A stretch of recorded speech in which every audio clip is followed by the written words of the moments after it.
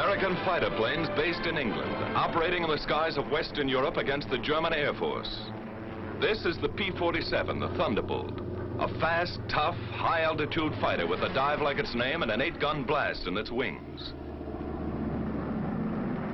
Here is the Lightning, the P-38, master of the air in many theaters of war. The long range and concentrated firepower of this great fighter counted in Western Europe, too. The Mustang, the P-51, longest range fighter in the world. Speed, fast climb, quick dive, tight turn. A fighter pilot's dream. Into these three great fighters, America poured its genius, its millions of man-hours of labor, its faith in victory against the Luftwaffe. And in their single cockpits, it placed its carefully chosen sons, trained to a fighting edge, trained as never before. Here is their report, catch as catch could by their own gun cameras in the instant of action, and delivered in return for your toil and your treasure and your high hopes.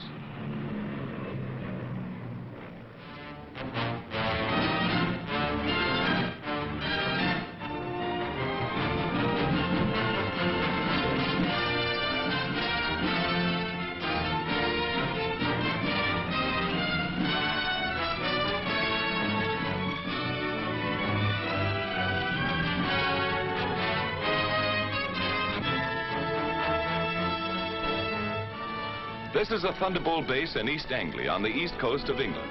One of many such bases from which our fighter planes swarmed up into the far red yonder of battle to the east.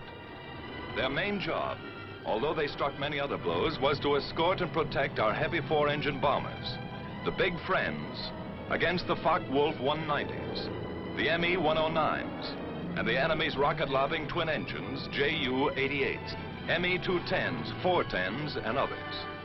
To attack them whenever, wherever, and in whatever strength they appeared. Our direct challenge for control of the air.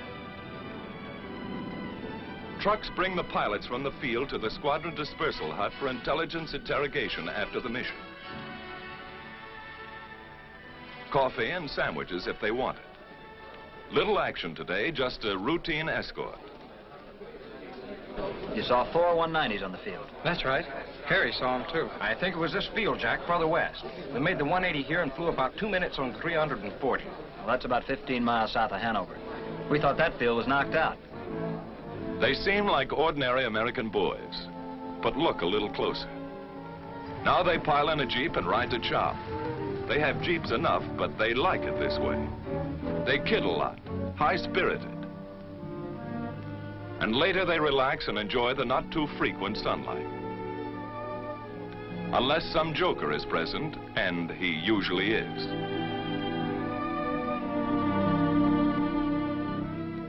They keep pretty fit, ready to stand anything up to 7 hours in a single-seater in substratosphere, alert every second. And they keep their eye in. This fellow has 22 destroyed.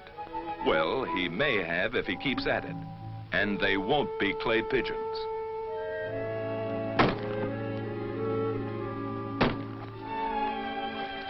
The old swimming hole is the same in England as at home. They had a beautiful summer in England that day. Little aquatic practice won't hurt either. They may have to make a high dive with chute and become a channel swimmer almost any time. Of course, it gives their airborne pals a fine chance to practice low flying a bit.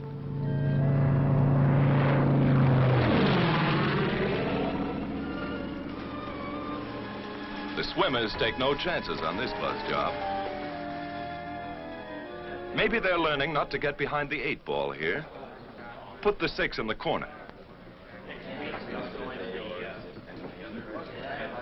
Getting in shape for Wimbledon in a small way. Good shot. Keep your eye on the little white ball, Eddie. Keeping up with their crooning, naturally. May need that in the good old by and by. Everybody's favorite newspaper in this town. What goes on in New Guinea, China, and Luzon? What's happening at home? Best of all is their comradeship. Fellows who are trusting one another with their lives in this teamwork war learn to be friends. Somewhere else in England, and another day, from deep sweeps into enemy territory, a weather reconnaissance plane flies in. Its reports are cross-checked with many others, writing the destiny of today or tomorrow in atmospheric pressure lines. Fair in this theater means not impossible, and weather is almost enemy number one. At 8th Air Force, General Doolittle discusses fighter protection. The 8th Fighter Command will give fighter cover to targets and back from the targets. It's desirable that we peel off as many fighters as possible to come down east of the Ruhr and strafe ground targets. How many do you want to peel off? Well, General, we're spreading over a pretty wide area there. I'd recommend very seriously that we hold all strafing to a minimum. All right. Go ahead and send that over to the 8th Fighter Command. Yes, sir. The bomber plan, timing, altitudes, forces, course, and targets have reached the Combat Operations Room at Headquarters 8th Fighter Command. Major General Kepner commanding. Now the General and his Chief of Staff, Brigadier General Griswold, come in to inspect and discuss the plan of escort. Colonel Burns, operations, determines what group shall fly. Colonel James decides their disposition. Colonel Callahan, intelligence, estimates where and when the enemy will intercept. It's an intricate scientific plan, based upon information from many sources, and upon the route and location of the target. Then a field order goes out to the fighter wings, and through them to the fighter groups and squadrons which they control. This command supports 1st and 2nd Bomber Forces. 62nd Group P-47s will escort heavy bombers over enemy coast through target to limit of endurance. All observations will be reported over RT. The field order is received at the fighter base by the duty officer in group operations. He checks the field order for the group rendezvous time with the bombers. He calls maintenance, armament, and others. And in the still dark hours of the morning, a squadron intelligence officer shakes the pilots out of their deep sleep. Briefing at 6:30.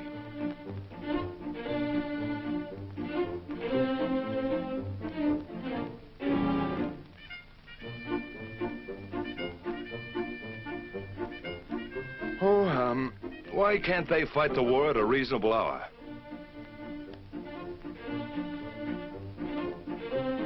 Wake up over there if you want any breakfast. There's a show on. Crews, meantime, are warming and priming the aircraft. The crews are a vital part of this show. Tune their kites to fighting pitch. Going places as always, long-range wing tanks are fitted.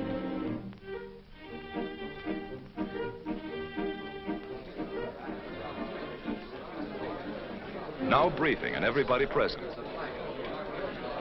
The colonel comes in. These fellows are veterans of many missions, so he gives them the essentials without ceremony.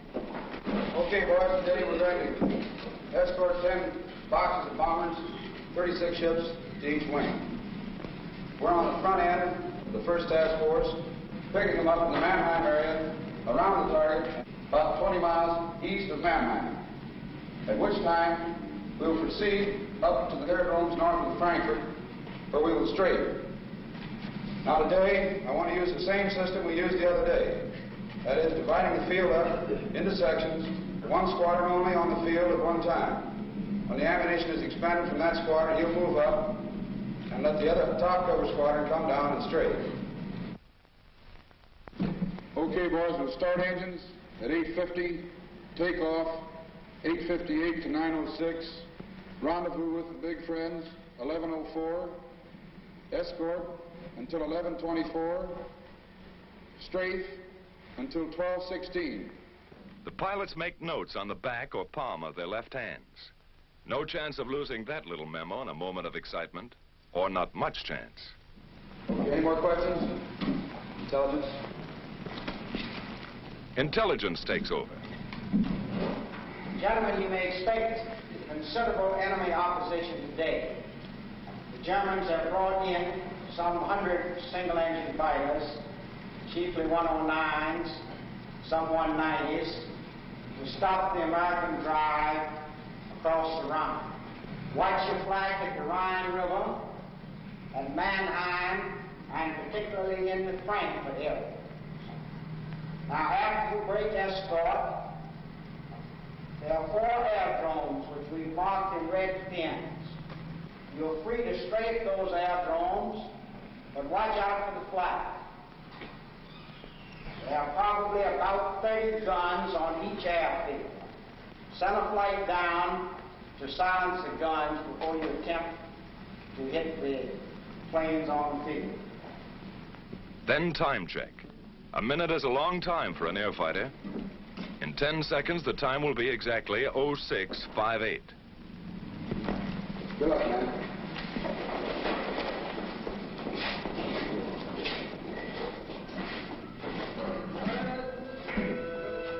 Surprised? These fellows know what's at stake.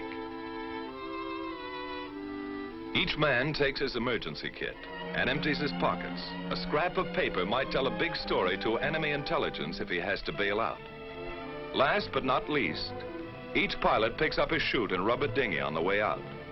20 minutes before takeoff time, trucks bring the pilots to their planes. The group leader gives his own flight special instructions. Techniques are proven and fairly standard, but they're rugged individualists, these fighter boys, and each leader has a few ideas of his own. All right, let's get aboard. Helmet is not only for warmth, it holds radio earphones too. Oxygen mask contains the mic. No hands to spare on this one-man kite. Here this pilot will fly and fight in the icy substratosphere or dusting the treetops of Germany for anything from 4 to 7 hours. Oh, my aching back.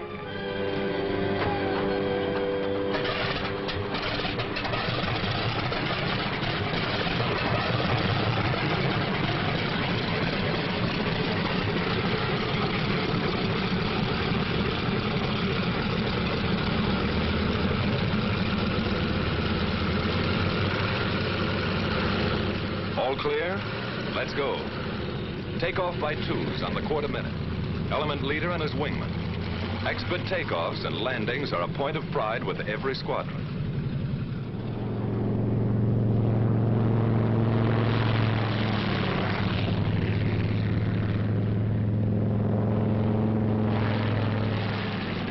While at other bases, timed to the escort schedule, the P-38s get underway.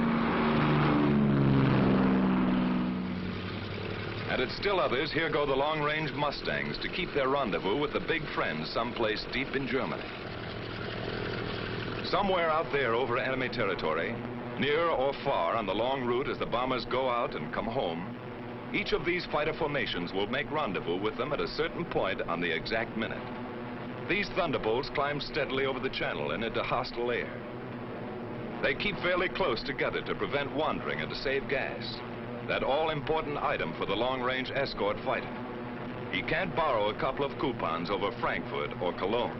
Now they open up into battle formation, fairly line abreast. Each pair, leader and wingman, never willingly separated, is a combat element. 4 planes are a flight, 8 a section, 16 a squadron, 3 squadrons a group. All working together because it's teamwork every second or die. Just as simple as that. Close to rendezvous now, and in the distance are the bombers. Advanced formations of the perhaps 100-mile-long Armada. The Thunderbolts maneuver for their escort position. Each pilot searches the sky constantly, watching for the main enemy attack which may come near the coast or deep in Germany, or a hit-and-run sneak attack by the enemy's aerial snipers. Red leader to outpost. Bogies at 10 o'clock level. Outpost to red leader. Your bogies look like friendly Spitfires. But these black darts are not friendly. This is red leader. All right, men on the ball. This is it. 109's at 9 o'clock. Yellow leader to outpost. 1 Wolf coming in. Outpost to red leader. Can we get them? It's our turn, Chief. Red leader to outpost. White flight drop tanks and attack. Red flight stay up for cover. Yellow flight continue to escort. Red flight gets rid of its long-range wing tanks before the fight. Then down they go. The sneak attackers try to run for it now, but the Thunderbolts are on them.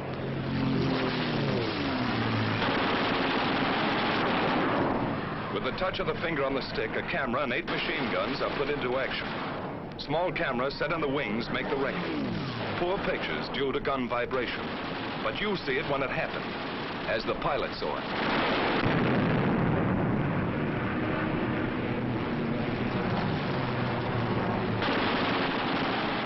armor-piercing incendiary 50 caliber ammunition makes a flash when it strikes, and how it strikes.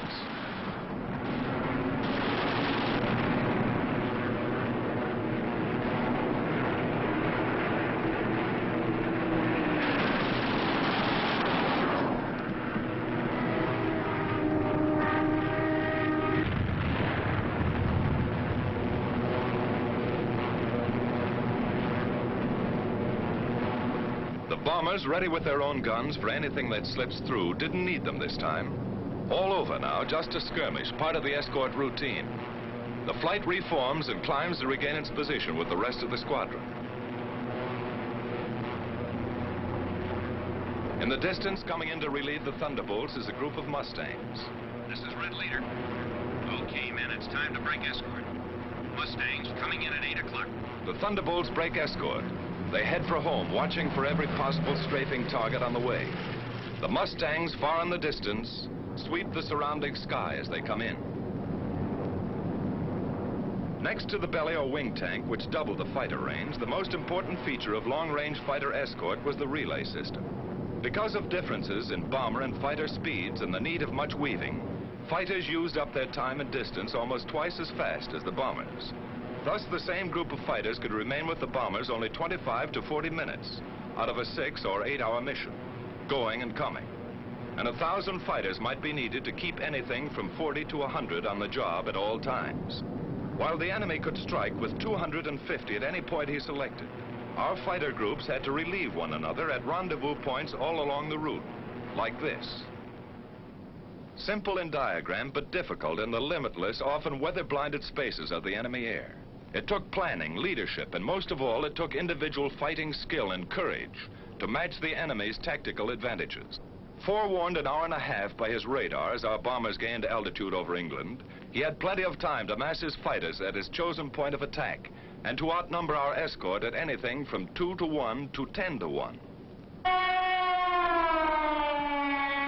This captured film shows how quickly the 109s and the Focke-Wulf 190s got into action.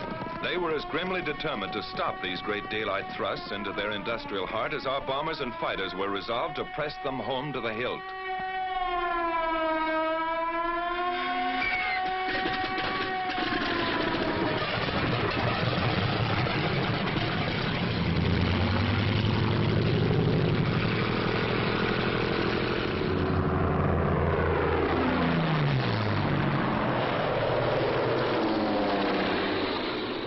In Germany now, weaving ahead, above, below, and all around the bombers like a screen of destroyers protecting the main fleet. A group of escorting Mustangs watches every corner of the sky. They don't have long to wait.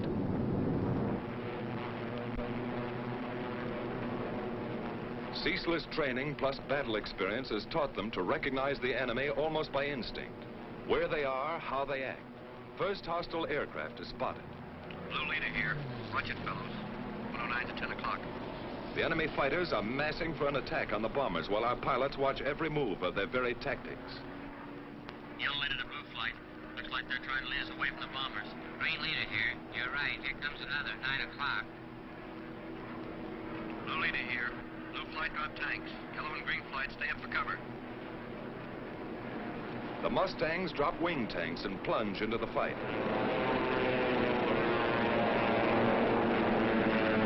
The head-on dive through the fortress's formation is a favorite. So fast sometimes and so many, our fighters cannot head all of them off. The Huns make a sneak attack on our bombers from behind. Some of them get in close, as this captured enemy gun camera film shows, and hammer our bombers with their 20 millimeters. It's punishing, but they shall pay. The Mustangs are in the thick of it, and the battle ranges all over the sky as other formations join in.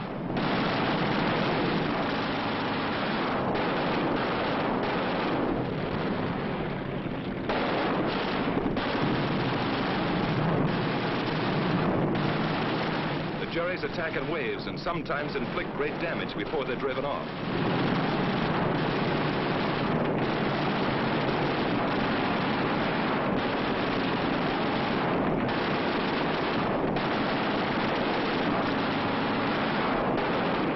A B-17 catches fire and goes down in flames.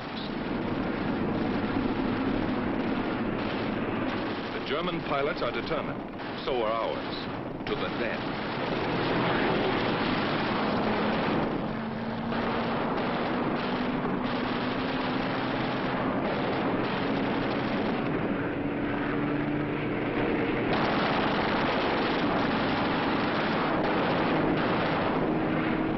Half his tail shot off, but still going ahead. And still they come.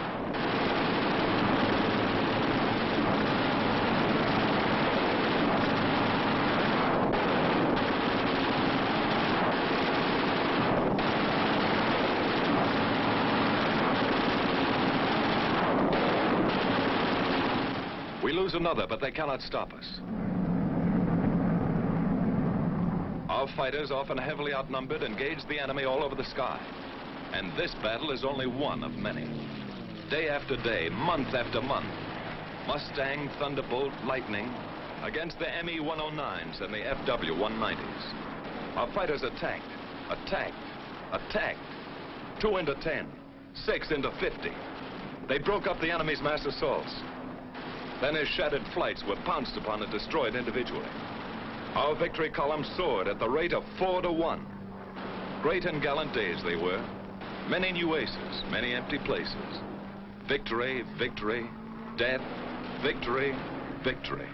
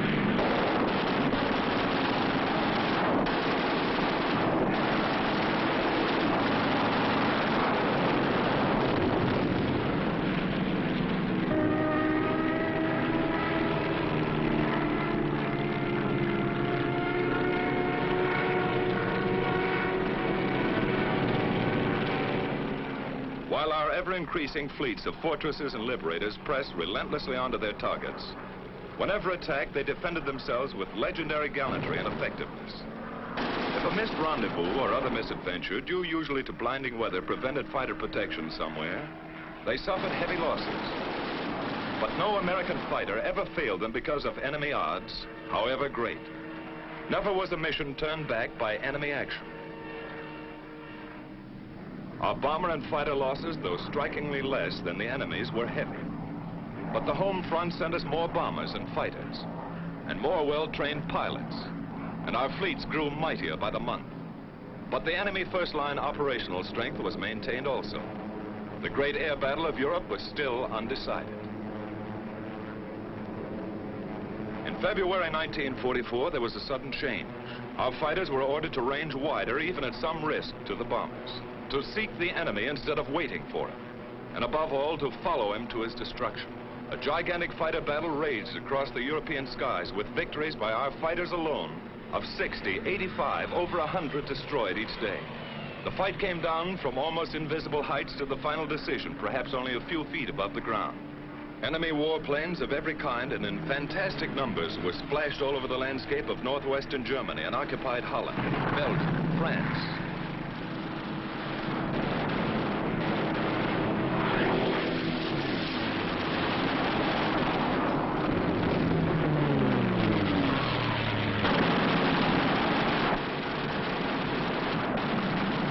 Watch this 190 hit the dust.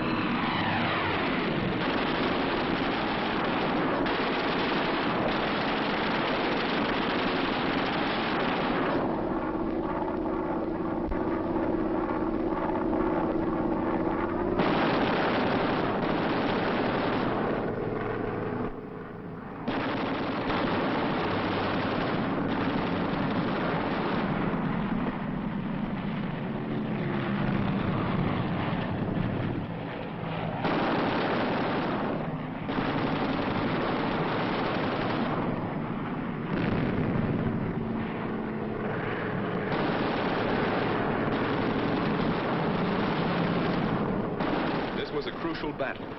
Both sides aware of the coming events and air domination itself at stake. Once again, a better cause, better planning and leadership, better equipment, and beyond everything else, the know-how valor of our fighter pilots gave us victory.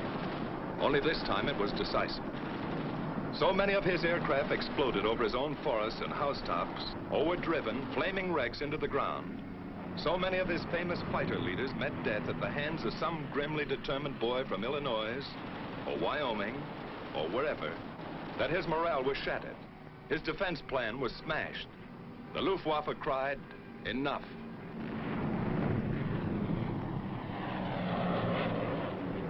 And the day arrived when a huge 8th Air Force bomber mission with full fighter escort was flown to Berlin and back in good weather without challenge by a single enemy fighter.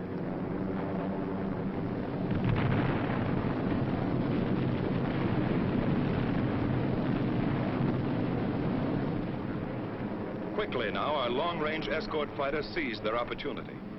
Since the enemy did not come up to fight, down they went to blast his planes to pieces and burn them on his own aerodromes all over Western Europe in the very heart of Germany. It was the most savage and devastating fighter ground attack on record.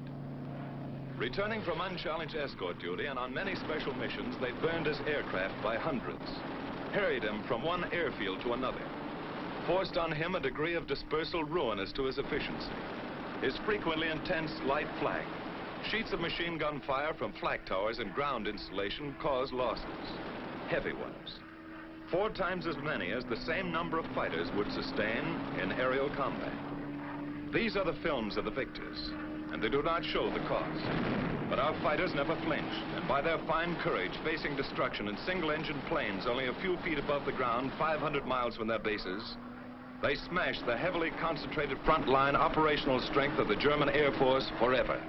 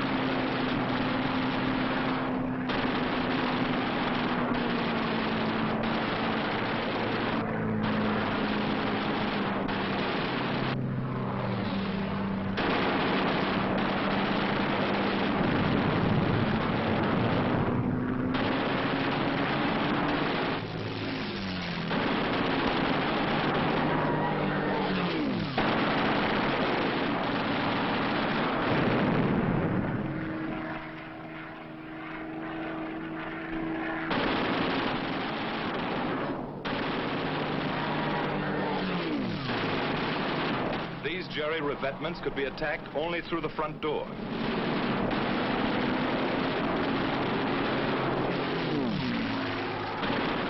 These copied Allied Invasion Day stripes failed to deceive our pilots.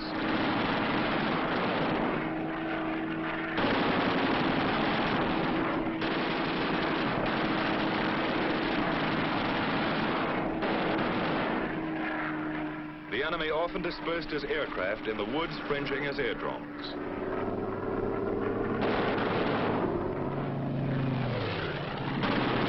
Always open season on this kind of sitting duck.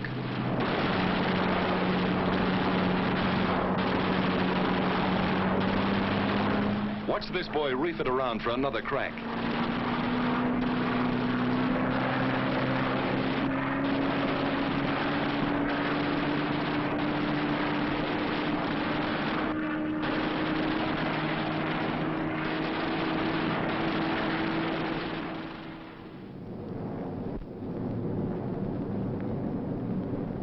Steady, relentless bombing of Germany went on without ceasing. Against the enemy's occasional desperate efforts to intercept, we maintained fighter escort every step of the way. But the sky was ours, and another great opportunity was ours. His teeming, widespread, intricate transportation system. Feeding and supplying the great armies which he counted upon to throw our invasion forces back into the sea. Then something happened.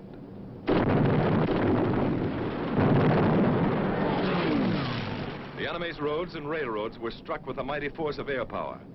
They were tense days, crucial days, and both sides knew it.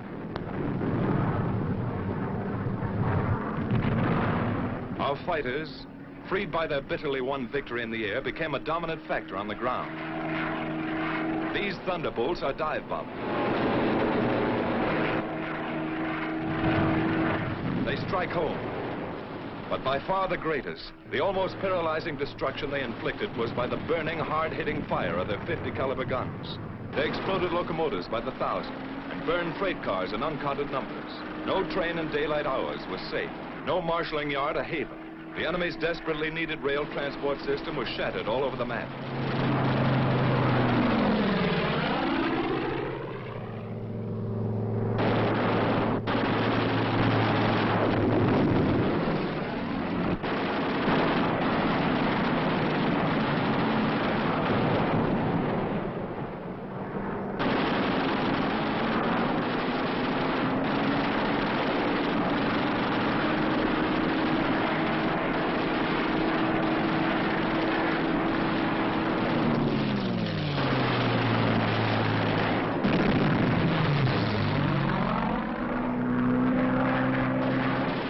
Tank goes up, one of many.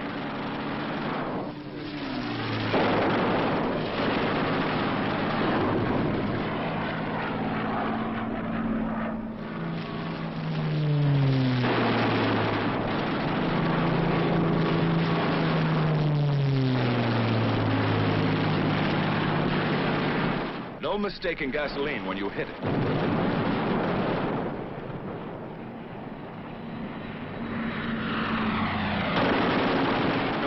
Too small, even a single railroad car.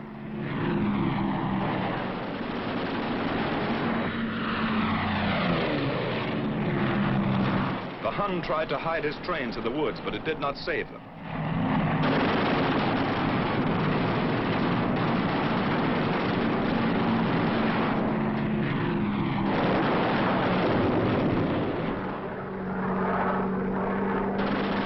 His diversion of traffic to slow-moving barges was no escape.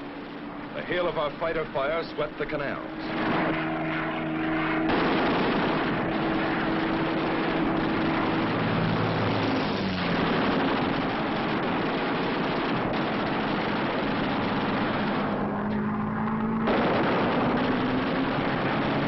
Flak towers like these cause us lots of damage.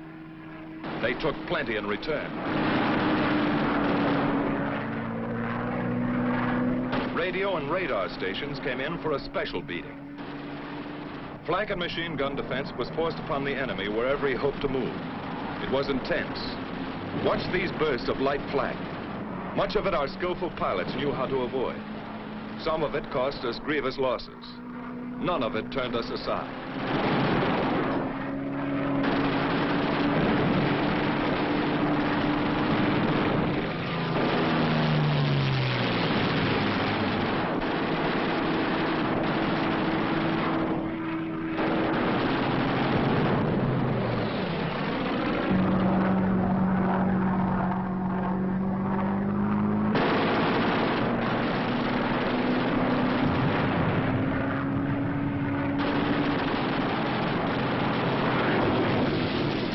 Enemy ammunition tried to run the gauntlet in vain.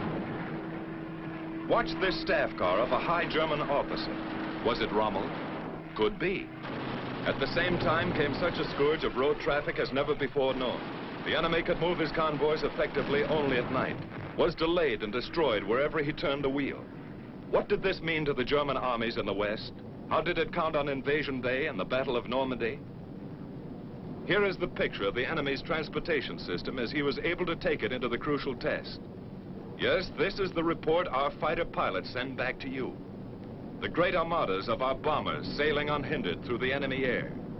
Our gallant armies driving ahead without having to keep one eye cocked over their shoulders. Their gun emplacements unobserved.